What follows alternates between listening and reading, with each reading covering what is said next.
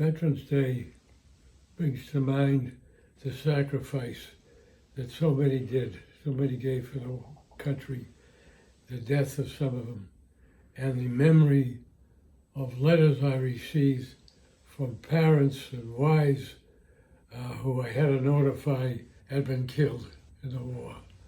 And I'll never forget that.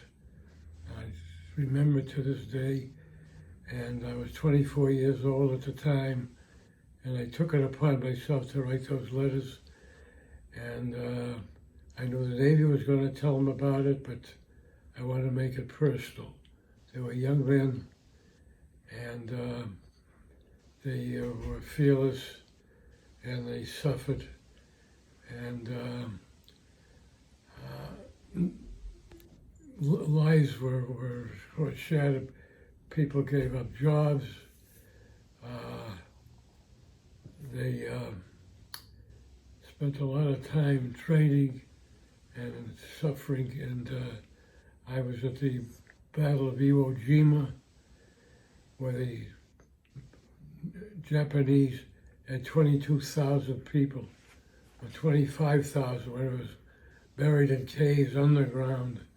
And when we approached the island, it was all black and gray, not a green sleeve of the green grass anywhere. And we put the Marines on the beach, and they were there for 6 days, couldn't move.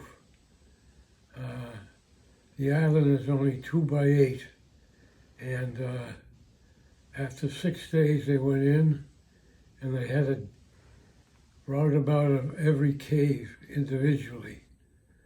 And the Marines suffered 25,000 casualties in 2 weeks. And it was beautiful that we had to take them off the beach, put them back in hospital ships, the dead. And I just, years later,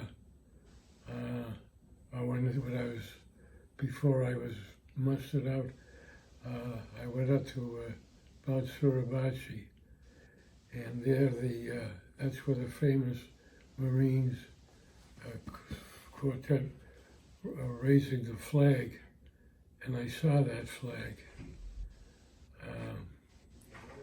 When I came back to down below, it was 3 months later, we took the Marines off to put the Army in. And I was put on the beach at the time. We were unloading ships, I assume, for the attack on Japan. And one day, I got a notice from my commanding officer, who I'd known for years when I was in there.